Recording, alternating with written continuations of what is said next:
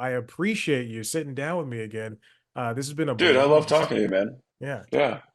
Yeah, you're a smart guy, You'll and probably hang up on me. You'll probably hang up on me while I'm saying it, but next time I'm in Atlanta, hit me up, dude.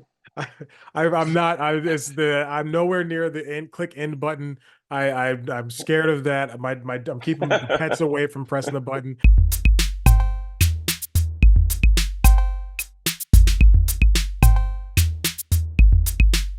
Hey man, thanks for sitting down with me.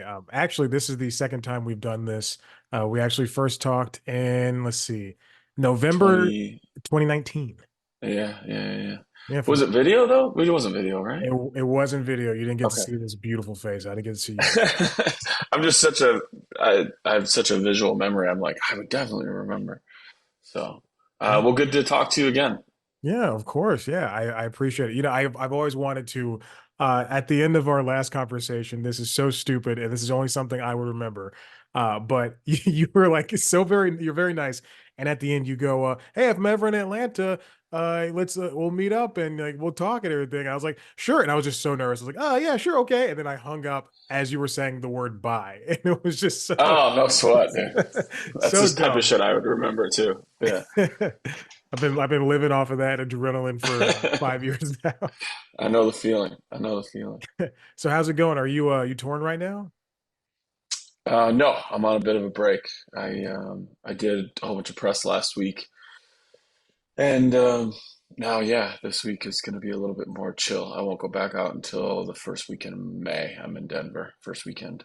Yeah, Okay, that's good. That's yeah. great. What's it been like promoting this album? Is this the second one or the third one? What number are we? Second album, first special. First So special. Okay. uh, yeah, yeah. It's been good. People seem to really like it. The album drops on May 3rd. Special's out right now on um, YouTube, over at my YouTube channel, and people like it. The response has been really, really good. So Yeah. yeah, I like it. I'm proud of it. Yeah. But it's comedy's not like music. You can't do it without hearing what people think of it. You Mm. don't know if it works or not. Yeah. So yeah. Yeah. I watched about I'm halfway through full disclosure, and Oh, okay. it is just Great. it's great to like sit down and watch it because you come out with like a full force, just like a show of force. It feels this is not a detriment to you or to the production. It Sure. feels like it was shot last week, and because it's just Oh, nice. evergreen and funny and just relatable, and I think that's what's really prescient and important about your stand up is it just makes you feel like you're part of the crowd because Oh, you're so thanks. animated on stage, moving about, and just like talking to each individual person as you tell a joke. Oh, thanks, man. Yeah, I think, and I might have said this last time we talked, but I would rather comedy in general, but certainly my comedy, be more inclusive than exclusive. I just don't really, never really operated in that space. I come from a huge family and a huge group of friends, and I usually feel like if the means are there, the more the merrier. So that's good to hear, because I always feel that way when I'm doing a show that. And I talked about this in Thanks Diane. I think I say it in the album. Like we're all in this room together. Like this is who the universe decided to put together. It's my show, but uh, this is it. This is the group for the night. So it's that is kind of I think where I come from in terms of the tone or atmosphere that I want to create when I'm doing a show.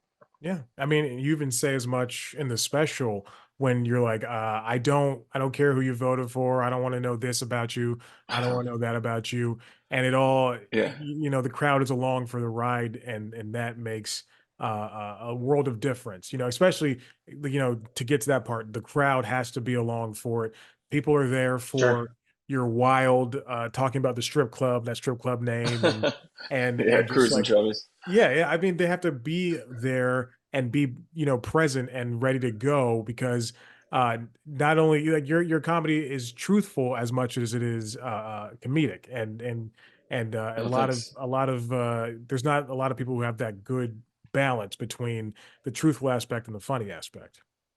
Oh, thanks, man. Yeah, I just want, I it's a lament, and also obviously, as you have heard, and anybody who listens to Rose Gold will know. I'd really like it if we could just have a good time. And I do say, and especially I go, hey, there's a lot of things that I really do care about and I want to change, but for the most part, like I don't need to fight with everybody about it anymore. I need to fight for my cause, right? I need to fight for what I believe in. I need to fight for change that I would like to see, but I'd really like to just have a drink with somebody on a plane without us having to bring up anything that's going to piss the other person off for no other reason than some sort of posturing about what cult of personality you belong to, and that could go in 100 different directions. And I've to hopefully our country's credit, um, that that bit has gotten applause breaks in the Pacific Northwest, in Texas, in Boston, in the Midwest. I Mm, think that there's a lot that I think, I could go personally, but the whole point is I'm not going to. I could go on personally about stuff that I would like us to work on or change for the better. But I think at the same time, there seems to be a fatigue in terms of just having to like fight all the time.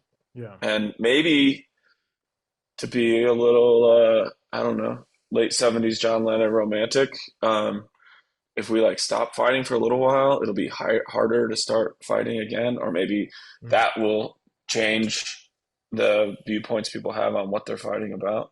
But see, I don't like, and I believe all that. But in terms of doing a show, in terms of hanging with you and talking, I'd really like to just have a good time. yeah. No, So, but that's on those terms. yeah, I know, and I get it, and that's just like an easy thing to ask, but a hard thing to accomplish.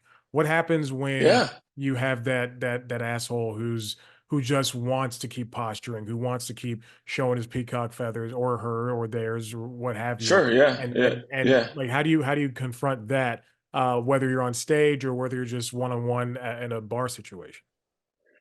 Oh, I think you just try to meet people where they are, even if you have to leave them there. And but, I've had stuff like that. I remember I was doing a show in Texas, and I said I live in California, and that got boos, and I was like, "What? What are you booing?" I know what you might think you're booing. I know what somebody might have like told you is worthy like booing about, but you don't even know what I'm gonna say. You don't even know what I'm talking about. I just said the word. Yeah. And then I go into the story about the guy at Big Bear who's like, take your mask off. Hmm. And those same people like cheered. And I said, and I called them out. I go, oh, so you changed your stance on people in California? Because a couple of minutes ago you booed, but now you've heard one possibly, but not made up story about a person who may or may not exist in an interaction that is cherry picked among millions of people who live there, and now you're cheering for it. I was like, you see how paper thin this is? And to their credit, they were like, yeah, yeah, you're right, you're right. But I was like, see how none of it mattered. Like your Yeah. booing was pointless because then you cheered against the thing you just booed for. Um, and it was sort of it was done in that tone of like, I'm not kicking you out, I'm not calling you an idiot or whatever. I'm just saying like, look at this from a higher level. Like, what were you booing? Yeah. So I think it's always it's somebody tweeted out once. They're like, um, I wish I could remember what her name was. Great female comic, but I can't remember who it was specifically. But she said, um, "White men don't know the power they would have if they just looked at their friend and said, hey, man, that's fucked up.'"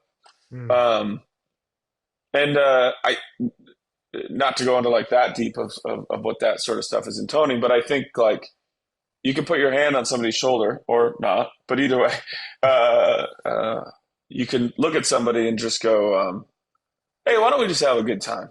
mm. Uh, I don't know about all that. Let's just have a good time tonight." And then the person, by their nature, has to decide whether or not they are trying to not have a good time. Right. You know what I mean? Yeah. So I think that's just sort of the energy I try to bring to it. Is like, can we just have a good time? I've had just being in California, I've had flight attendants like say stuff like, "Oh, I bet you hate it there." I'm like, "No, I love it there." Right. Um, and I'm like, "Why would you why that?" Just be like, "That's nice." Just say what you would say if I said I lived in Michigan, or if I lived in Iowa, or if I lived in West Virginia, or Yeah. what Colorado, whatever. Just go. You like that? Must be nice. Who cares? Yeah. So anyway, yeah, I'd like us to just have a good time. You know, I was thinking those the Texas people who booed and then cheered, they obviously they could see the movie Civil War and be completely blown back, like, whoa, Texas and California are teaming up. This is so Uh-huh. strange. Well, I mean, yeah, that's wild. Um, yeah, because a lot of people, they say like, uh, you choose your friends or whatever. I think there's a lot of people on every side of the spectrum in terms of our society who are like, they're just being told who their friends are. Yeah. And it's like, yeah, you don't even know those people. You don't even, I mean, dude, 2 weeks ago, like Kid Rock went on TV wearing a Budweiser hat after like invoking thousands of idiots to hate that because he Right. shot it with an AR-15. It's all fake. So just drink whatever beer you want to drink and just be nice to the person next to you until they give you a reason not to, and then just go somewhere else. Exactly. Yeah. Yeah. In a similar Yeah. vein, I used to work at CNN here in Atlanta, and I was in the control room. And almost every single day, you would have a producer walk in and go, "This is going to be a shitty show." And I'm just thinking, you're putting that energy out into the All right. world. You're Yeah. creating that negativity. Like we have 30 minutes until the show, just because we don't have all the stories, or something Uh-huh. breaking is going to happen in the next 10 minutes, doesn't mean that we're automatically going to be Right. on the back end of everything. I think a lot of what you're saying is you have to, like, well, you just it's create your own energy, create what you Mhm. want, put out into the world what you want to feel back. And if you're putting out animosity, then you're going to get animosity towards you, and there's I, there's no way I think around it. so. Yeah. Yeah, I think so. Yeah, I mean, the person who says we're gonna have a shitty show, like that's your starting point then. So now you're doing the whole show being like, can we dig out of that expectation? Mhm. If you started the show from like, I think we're gonna have a great show tonight. Well, now you're spending the whole show trying to maintain that expectation. It's like why start there? Why I say it in the special, like why wear a shirt that starts an argument? To what end? Yeah. To what so that like other angry people can like you instantly, even though they know nothing about you. They might find out two things about you and go, I don't like you either. Mhm. It's like because it's all fake. Yeah. So yeah, I'm sick of it. Ha- I'm sick of it both ways. That's why I say in the special, yeah. the guy who's wearing an "I'm with her" shirt, I would be like, I don't care what side you're on, but like, can we not wear that to the Applebee's? Like, can we Mhm. just let's just not literally and figuratively, let's just not bring that to the table tonight. Let's just get some poppers, Mhm. and I mean jalapenos or the other kind, whatever you like. But Hey, what's going on? Whatever floats your boat. Uh, yeah. had you always been a person that wanted to bring that to the stage, or bring that out into the world, or that feeling, that evokingness of, like, let's just be chill, everybody, or was that something that you had to develop for yourself internally? I don't know. I mean, like I said, my family's really big, and we have a lot of we celebrate birthdays and holidays and everything together, and um, we all like a good cocktail, and we don't have any angry drinkers in my family. Like fights and violence has never been an issue, Mm. so I think that that's having a good time together, purely like whether it's like playing cards or sitting around a fire pit or sitting in the garage talking. Conditioned me to not really have any of that trauma. I don't know if you want to put that in italics, but but it. So I think for me, it's always like, hey, let's just have a good time. Like, why would we? Why would we not? And then my years of being a door guy in Chicago and in LA, I think really honed the muscles of like, hey, buddy, it's all right. Like, we're just here to have a good time. Like, let's just relax. We don't need to do that at all. Um, and then I think that, yeah, I kind of be that type of person. I don't know that I set out, I think in comedy, probably with most art, but the one I know um, more about than the others is they always say like you finding your voice. So I don't know that it's something like I sought out, but I think that you want every show to go well, and for me, every show going well is that we're kind of all rowing in the same direction. We want to Mm. have a good comedy show. We want to have a good time, and now I just got to be funny.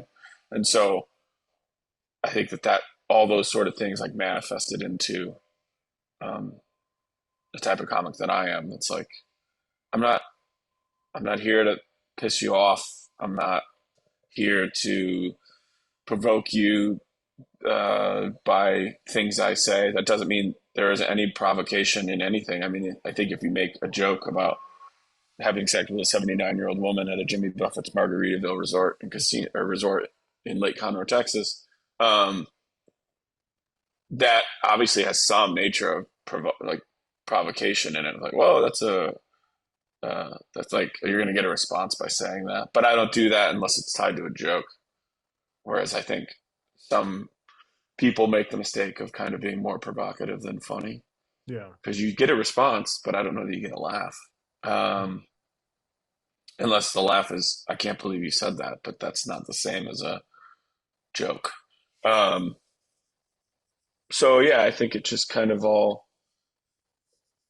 being who I am and where I come from and wanting to have a good time. It kind of, those are all the recipes or the ingredients into the cake of what comes out on the other end. So Yeah, in passing, what you just mentioned about that the joke about the Jimmy Buffett and the woman at the hotel, restaurant, bar, yeah, pool, all yeah. that. I noticed that you do a really good job at painting a picture in your jokes and really setting the scene and before you deliver the punchline. And it's tough. I think it's really tough for. There's a lot of comedians that I see that all have a little bit of difficulty doing that. But then there's people like you or Gary Goldman who are able to just really set the scene, set the mood, and then deliver this punchline. How do you write jokes like that? Which is, I guess, the high school way of asking it. That's this question. If I was Judd No, Apatow interviewing Jay Leno. um, I think you know every comic has a style that I think that they're kind of more driven towards, or that they with brute force choose to be. Um, and I think that naturally, just in my life, I lean towards like telling a story.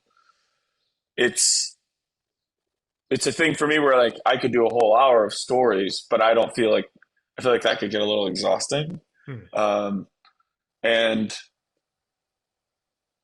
I really relish and also like doing comedy that can be observational as well. So, like for example, Jimmy Buffett's Margaritaville Resort in Lake Conroe, Texas. I I'm sort of making observational jokes about that place, Mhm. but I it's also here's what happened to me when I was there. Whereas later on in the special, something like the Hawaii story is a pure straight up story. I have jokes in that about that story. And so then if you get to the part where you have to have exposition, that's where you or I feel like I need to have jokes because otherwise that can get boring and that can get a lull. And I think sometimes that can be hard for people that maybe don't tell a lot of stories or aren't naturally at it. It's like how do you get to it, right? Right. Like what's the payoff here? Because your starting point might be like you're not going to believe this, and your ending point might be like isn't that crazy? But like in between there, that has to be entertaining. And so, for example, I think I benefit from also being a comedy writer and have written pilots and movies and stuff like that. That like Mhm. you, you find a way to say something interesting that keeps the audience engaged rather than just like and then they go and then I go. Yeah. So for example, in the Jimmy Buffett Margaritaville story, um, I think I say something like, and then next to me, I just hear mid drag. Yeah. So that already tells you about this person. And then obviously I act it out. And I'm like, you know, what do I say first? Well. And that voice, and then like that, that obviously that act out. And some comics don't do act outs at all. Mhm. They just stand in one place and tell jokes. And I am also very jealous of those comics. That is, sometimes I wish I could just fucking stand still and tell jokes. Um, but yeah, it's about finding out where in this exposition is it funny, Mhm. and how descriptive can you get? I say, what should I say? She goes, well, and I turn to look, and I leather skinned 79-year-old silver haired fox of a woman. Her bangs are bigger than the St. Louis Arch. And actually, um, I ran the hour up until the premiere dropped, but we were shot it in November, and I added a joke in there where I would say, her bangs are bigger than the St. Louis Arch. She looked like how they draw old women on Hallmark cards. And so everybody's seen that. Yeah. Everyone knows exactly what that is. It's also funny because it's a shared reference, so everybody's in on Mhm. the joke. It's funny imagery, and also it's exposition because it tells you, like you said, it paints that picture for you.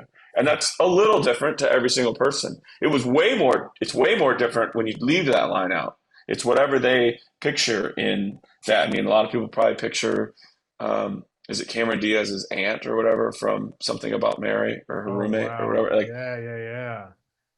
yeah, but it's different. It's different. In the Boston story, and this clip is out, but I say that he was the most Boston man I ever seen, and then joke, and then the third one is he looked like he was wearing the hoodie that he wore the day he got married, and that in tones. But you'd be amazed how many people say to me, "You should say he was wearing the New England Patriots hoodie that he wore the day he got married," and that is uh, specifically, it's a stronger reference, Mhm. but that's not what everybody would have picked. So I leave it broad on purpose because some people are picturing just an old ratty, his construction job shirt. Right. Some people are picturing a Bruins sweatshirt. Some people are picturing uh, a Celtics sweatshirt. So I want them to have whatever is in their mind. Because if I make it too much, I've shown you what's in the trunk in Pulp Fiction. And a Mhm. little, but I'd rather sometimes just give you the glow. And the glow is he's wearing the hoodie. You get to pick the hoodie. Funnier to everybody too. So Wow. yeah, it's different. You, for me, it's about knowing when I need to be super specific and when I want the audience to fill in the gap for themselves, which will make it funnier to them. Yeah. That felt like a seminar, and I feel as though that you could take. Sorry. No, no, no. That's good. No, it's good because like I like that leads to my next suggestion. Like you could just write an entire I mean a novella, on using this one special and dissecting each one of those jokes and really explaining, not explaining why it's funny because we know why it's funny, it just makes us laugh, but how you came up with those structures and everything. Because I think for comedy writing, layers are important. Hmm. And not everybody can be Mitch Hedberg. Sometimes you do have to take that route that really will lead you down into your mind so that you can show people, hey, this is why I'm funny, this is why it works. And I think you just did that succinctly, which is Oh, great thanks, for you man. as a comedian. Yeah. Um, Thank you. what's the world, we have a world full of podcasting, we have a world full of TikToks now. How does a comedian just continue to stand out when it comes to people being torn left and right and up and down with all these different medians, and just really focusing on this comedian Daniel Van Kirk has a good hour out, and so I need to get them to watch I it. wish I knew. I wish I knew, Chad. I would tell you. I think that the strongest ways right now are probably um, churn out content a minimum of 5 days a week. Uh, stand up clips, if that's what you're trying to do as much as you can. And then I think the other one is really shared audiences in terms of going on shows or podcasts where they are going to clip that and put that out and put you in front of those people. Um, that would be my best thing. Um, it's hard though. I mean, it's a constant. I think we are uh, in a complete sea change in terms of like where things will go. I mean, there's a chance that in the next 10 to 15 years, people's YouTube channels will be the new networks. Mhm. So somebody who has like 50 million YouTube subscribers, you would pitch them your show to put on their channel because that's the network. And Mhm. they sell the ads and you share the revenue. And that's exactly what NBC does. That's exactly what every other, channel with commercials does. Um, or it'll be a buyout and they'll go, yeah, we'll give you X amount of money for a year for you to put that show on our deal. We keep all the revenue we can make off it. You're happy with the number you get, and we take on the risk of seeing how much we can get. And that's what essentially Netflix does, and HBO does, is Yeah. because you're not getting a lot of royalties, and there's not shared ad revenue. Mhm. Um, so it's really going to be about relationships more so, it's always has been, somebody writes a show and you're their friend and you're an actor and they want to put you in it, or someone is a director and they want to put you in it. But now that's going to be even like mainlined into that. Friend of yours could end up having a huge YouTube channel. Yeah. um, just don't become somebody's friends because of that, because that's shitty. But yeah, I think that's where it's going to go. Mhm. And if you're a person who's like, oh, how do I get my stuff on a huge person's YouTube channel, or their social media? I don't know. In my world, you're a really good comic and you do really good comedy in your scene. And hopefully you meet that person when they come into town and you open for them. And then they give you dates on the road. And then eventually they say, hey, when you shoot your special, let me know. I'll just put it up on my YouTube channel and we'll split what I make off of it. Yeah. That happens. That's happened. How much more that'll happen? I don't know. Is it likely? I feel like it's a lot more likely than the current model. Mhm. Um, because like even for me, like I put it on my YouTube channel. There's two places I could have gone down the road towards putting it on. Neither were like HBO or Netflix. I'm not gonna like posture here. But there would have been money involved with both of those. And I thought to myself, yeah, but like this is my first special. I want everybody to see it. I don't have a special out there. I don't put out a ton of like stand-up clips. So what's the best way for me? Because even if it is some of these other platforms, it's going to be behind a paywall, or maybe everybody doesn't have that, or they Mhm. put restrictions on what I can clip up and put out on Right. my own channel. I would just want everybody to see it. I want 60 more people to come out to a show in whatever city I'm in. That's what I want. Yeah. So what's the fastest way to that? Well, just put it out yourself. Oh, you don't get this guaranteed money, right? But everybody can see it. Mhm. Exactly.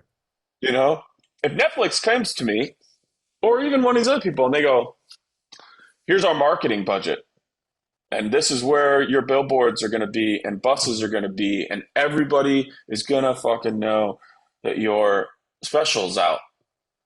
Then, okay, like let's talk. But Yeah. um, I don't know. You just got you just got to put it where people can see it. Mhm. So And that's what I'm trying to do. you're not the only one with the same thought, because I've seen so many comedians just go, just fucking put on YouTube, because that is the easiest avenue. And YouTube is what, 2005 was when I noticed it blew up. I think it came out in 2004, but like it started in, and then, 10 years ago, if you said, hey, this is where comedians are putting their things, and and wait, it's 2024, excuse me, 20 years ago, if you said this is where comedians are putting their things and putting their specials, and this is where you can see full episodes of other shows and everything, then I'd be like, this is insane. Like, that's crazy. I'm still watching Andy Richter Controls the Universe in Sure. 17 parts, you know, Yeah. it's in 5 minute chunks. It's flabbergasting. And like, so now I feel like TikTok and Instagram and all these other places have just press fast forward on on how we have to develop and put things out. And like, I even saw it when I was at Cartoon Network before I was at CNN.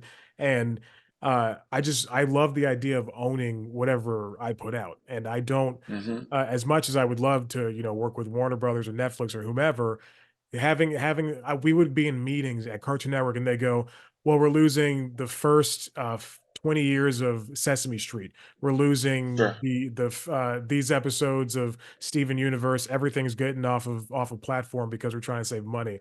And that is just like this, one of the scariest parts is that you can't even Right. have your special because they're going to take Daniel Van Kirk's special off, even though it's only been on there for 8 months. So Right. I think, you and other comedians who are like you are just way ahead of the curve right now because I would rather have 10,000 views as opposed to 10,007 views, even though it's on a wider platform. Right. Yeah. Yeah. I don't, I mean, I just think you just got to put it where people can see it, and I think people like Sam Morril and who did that back in like 2020 or 2021, and Shane Gillis did it. And then, yeah, they both have specials now on Netflix. But if you still want to go watch an hour of their comedy, it's Mhm. available. And Right. you probably became such a fan that maybe you signed up for Netflix or you already were. And I'm not, I don't care. Like, I don't mind being straight up. Like, I'm not on Netflix's radar. Mm. They don't want my special. That's not because it's not good. It just, they're in business elsewhere. That doesn't mean that won't change. I'd Right. love to be in business with them, but they make great stuff. But all those places, their job is to make money and put content out that makes them money. And there is nothing wrong with that because that's what they do. My job is to uh, put out stuff that I believe in, that I like, that reflects who I am as an artist, and hopefully that makes money. Yeah. So when they go, nobody's watching this after the third minute, they're right to move it from their perspective because they're not making money. So Mhm. if I own it all, like you said, I don't, six people could have watched this special. I don't have to do, I don't, that doesn't dictate what's going to happen to it Yeah. because I didn't put it out to make money. Would I love somebody to go, hey, we saw your special and we're doing a convention in Vegas and we want to pay you 50K to do a corporate gig because we liked it. Awesome. Great. Let's do it. But that's the hope that what I'm putting out does, allow me to keep eating. Yeah. Yeah. I like that. I just it's yeah, comedy in the media industry right now is just in a tough spot, and the more that we can own it, the more that we can do with it, I think. So Sure. And the more people can see it, there's more comedy fans than ever. This is way bigger than the 80s and 90s comedy boom. Way 100%. bigger. Yeah. Yeah. Yeah. Well, Daniel, I don't want to take up too much more of your time. I appreciate you sitting down with me again. This has been a Dude, I love blast. talking to you, man. Yeah. Yeah. Yeah, you're a smart guy, You'll and probably hang up on me. You'll probably hang up on me while I'm saying it, but next time I'm in Atlanta, hit me up, dude. I'm not. I'm nowhere near the end. Click end button. I'm scared of that. I'm keeping the pets away from pressing the button. But congratulations on Rose Gold. It's a fantastic Thanks, man. special. I'm going to finish the rest of it right now. Like truly, and I hope you dig it. that's a big thing because I never finish specials anymore. So take that to heart. Well, I appreciate it, man. I think you'll dig it. The closing story is a true story that happened before a show that I did in Boston, and I think it's a pretty good one. I started doing it before the pandemic, and Mm. it never went away, and I never got sick of it, and it made it through all that stuff to be the closer on the special and the second album. So, hope you enjoy the rest of Rose Gold. I hope everybody else enjoys all of it. So, Yeah, of course. Yeah. And again, congratulations And thank you. Have a wonderful rest of your day. Thanks, man. You too. Talk to you soon. See ya. Bye.